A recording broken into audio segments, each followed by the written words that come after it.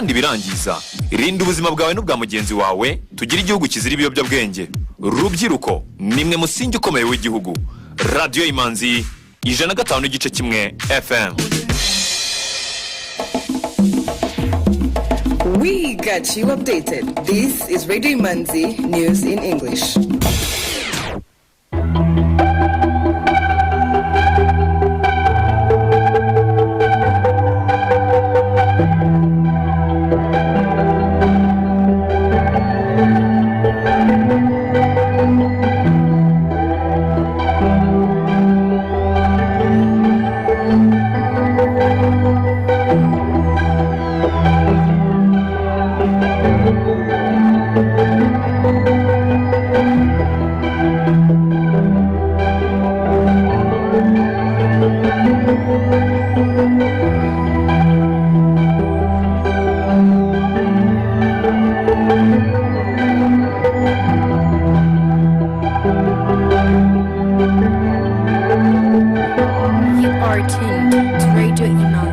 Broadcasting from Kagame. Here is the news in English, brought to you by Fiona Umuganga. The headlines. President Paul Kagame has told residents of Ruhango district that he'll make sure he keeps the promises he made during the presidential elections in 2017. Although Rwandans treasure their heritage, cultural preservation remains among the low-earning activities, and only a few young people are involved, according to Robert Masozera, the Director General of Rwanda Cultural Heritage Academy. A forum initiated by Guinea's ruling military to overcome divisions from a troubled past recommended that trials for political violence in recent decades be swift and a truth commission be set up.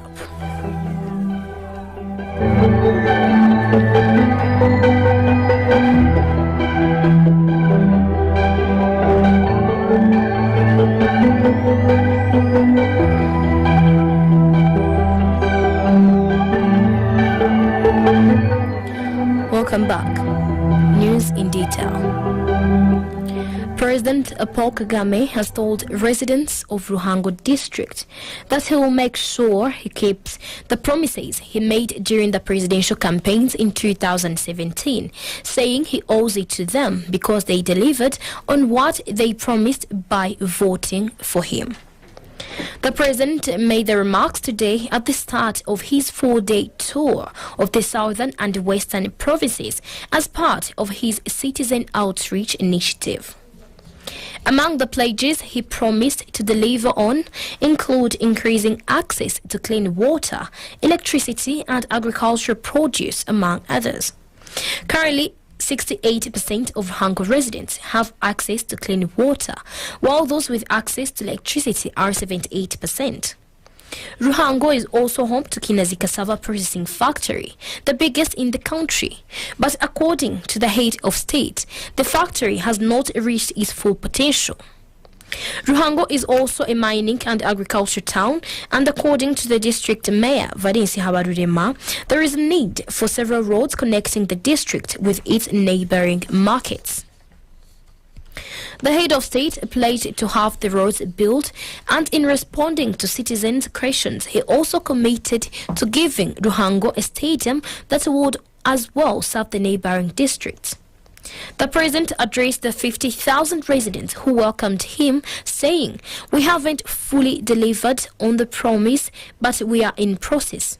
We promise to do our best, but also request you to work hard since the government has offered you means." The president also went into details of how Ronda went through the COVID-19 pandemic times and how Rwandans abided by the measures that were put in place, including high uptake of vaccines. This is the first of such tours he has held since the COVID-19 outbreak in early 2020. The president also met with opinion leaders of Southern Province, while on his second leg of the tour on Friday, he will meet with residents of Nyamagabe district and opinion leaders of Western Province. Although Rwandans treasure their heritage, cultural preservation remains among the low-earning activities, and only a few young people are involved, according to Robert Masozera, the Director General for Rwanda Cultural Heritage Academy. But this, he said, may change should a new project they launched named Rwanda Heritage Hub become successful. Rwanda Heritage Hub is an innovative project developed by the Rwanda Cultural Heritage Academy in line with the Youth Heritage Africa program designed by International Center for the Study of the Preservation and Restoration of Cultural Property to promote heritage as an economic asset to address poverty and unemployment among young people in Africa. Specifically, the project aims to empower and engage youth in heritage conservation and valorization, as well as developing innovative businesses through digital technologies. During the 2-year starting period of the project implementation, at least 50 young entrepreneurs will be trained on cultural heritage valorization and business development using digital technologies, and hence respond to the issue of youth unemployment through new job creation. According to Masozera, this project will bridge the communication gap existing between the cultural heritage and communities, especially the youth. It will also increase the level of engagement of youth in heritage preservation and valorization. Technology decision makers and experts are closely examining what can be done to make the internet more accessible and affordable in Africa. Currently, in Africa, only 43% of people have access to the internet. Felix Uwimana has more on this report. A large number of people from various parts of the world, particularly Africa, are in Kigali for a conference aimed at finding solutions to some of the challenges that continue to impede the African technology sector, such as internet-related issues that are not still accessible to everyone and are expensive. And that much information about Africa is still stored outside the continent. The 4-day meeting for 11th edition of Africa Peering and Interconnection Forum was jointly organized by Internet Society and Rwanda Internet Community and Technology Alliance. The following are some of the solutions proposed by participants to address those challenges. I do believe in collaborative efforts, that we all have a role to play in the fulfillment of the internet in Africa as a whole. And I guess that's why we have events like this, which is the African Peering Forum.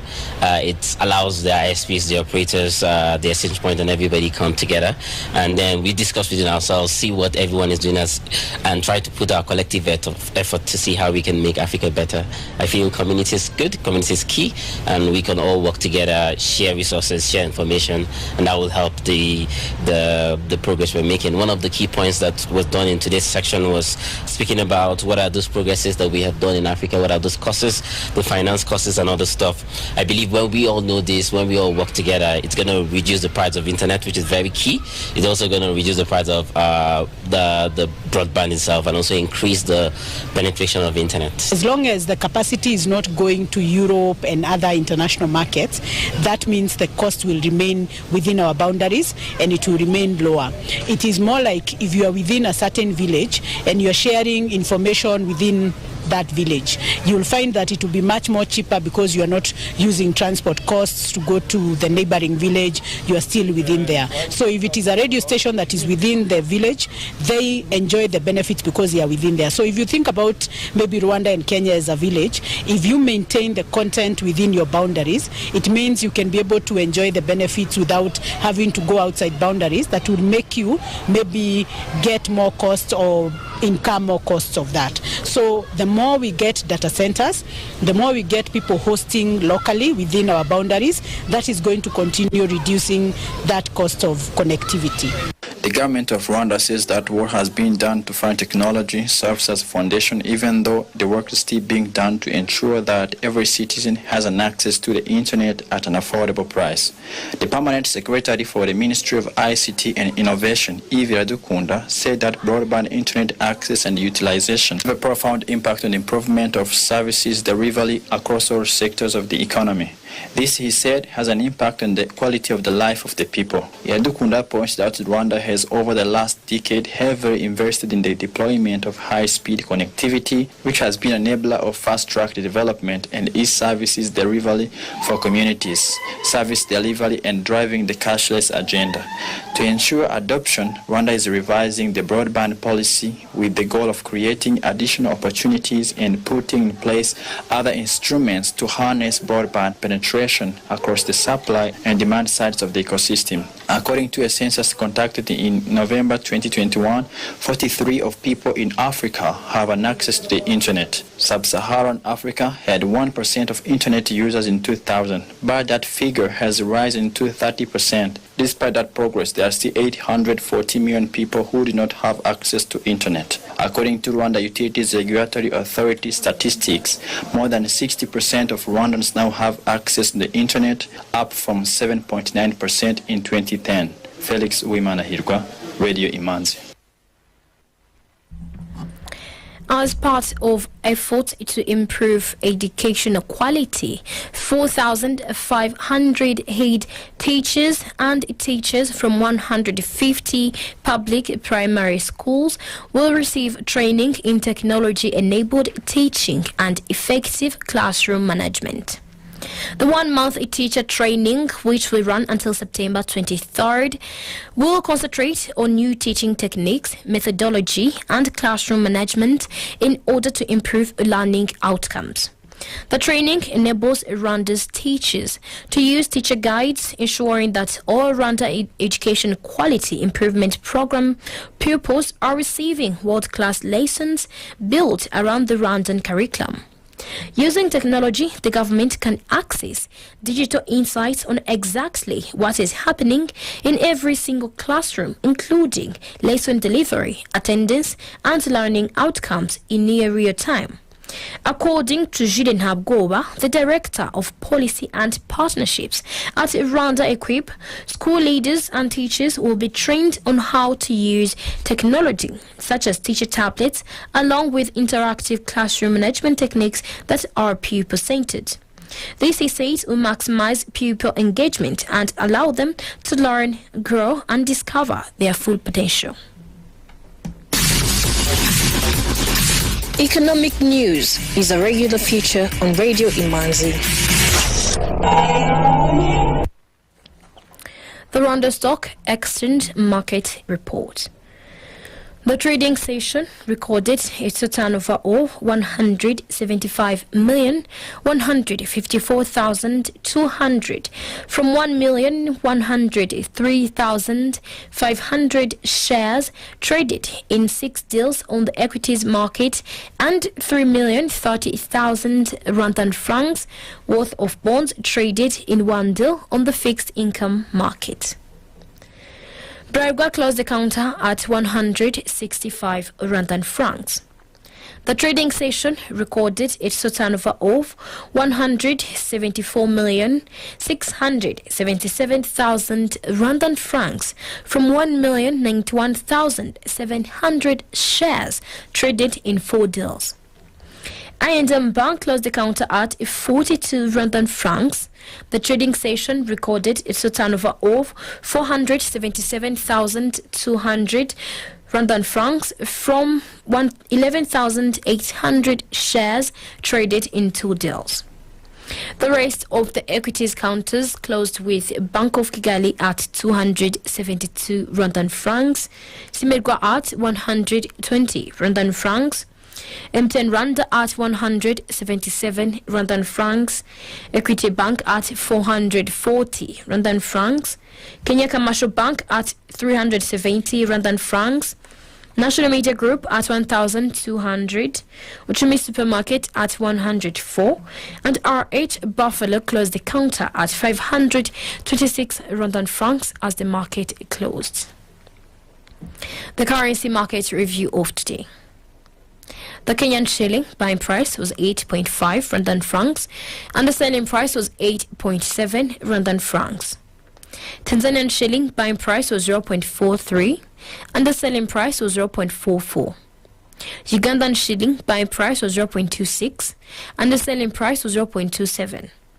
Burundian franc buying price was 0.49 and the selling price was 0.5.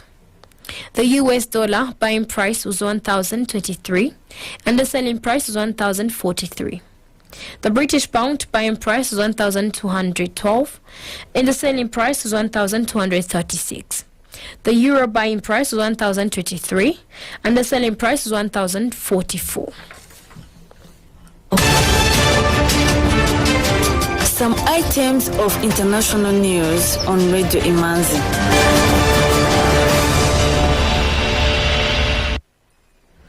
A forum initiated by Guinea's ruling military to overcome divisions from a troubled past recommended that trials for political violence in recent decades be swift and a truth commission set up. The head of the military, Colonel Mamadi Doumbouya, the instigator of the national conference aimed at reconciling Guineans, promised to give sympathetic attention to the 45 recommendations submitted to him by the co-chairs of the National Conference Committee at a ceremony in Conakry. He said that one of his priorities is to bring Guineans together. The United Nations Secretary General Antonio Guterres has said he was shocked by renewed fighting around the northern region of Tigray in Ethiopia and appealed for an immediate ceasefire. Fighting erupted on Wednesday around the southern edge of Tigray, with both the government and the Tigray People's Liberation Front rebels accusing each other of resuming hostilities and subduing a 5-month-old ceasefire. The head of the African Union Commission, Musa Faki Mahama, called for a de-escalation and the resumption of talks to seek a peaceful solution. After a summer marked by drought, massive wildfires and the war in Ukraine, French President Emmanuel Macron delivered a speech at the first cabinet meeting following the summer holiday break, warning of tough months ahead as the world faces a possible end of abundance. The speech appeared designed to prepare the country for what promises to be a difficult winter ahead, with energy prices rising sharply and many families struggling with inflation. A jury has ordered that the Los Angeles County to pay $31 million in damages to Kobe Bryant's widow and the complainant over graphic photos taken at the site of the helicopter crash that killed the basketball star and 8 others. Sheriff's deputies and firefighters who rushed to the scene of the January 2020 crash snapped pictures of the carnage, including the mangled remains of the Los Angeles Lakers legend and his 13-year-old daughter, Gianna. A trial in Los Angeles heard how some of these first responders showed the photographs to members of the public, including a bartender, while one deputy texted them to a friend as the pair played video games. Vanessa Bryant and Chris Chester, whose wife Sarah and daughter Peyton also perished in the crash, sued for emotional damages over the pictures, which they said they feared would one day surface on the internet. The civil jury ordered the county to pay $60 million to Bryant and $15 million to Chester after deliberation. With that, we come to the end of tonight's edition. However, following is President Paul Kagame's speech in Ruhango district today as he started the citizen outreach tour.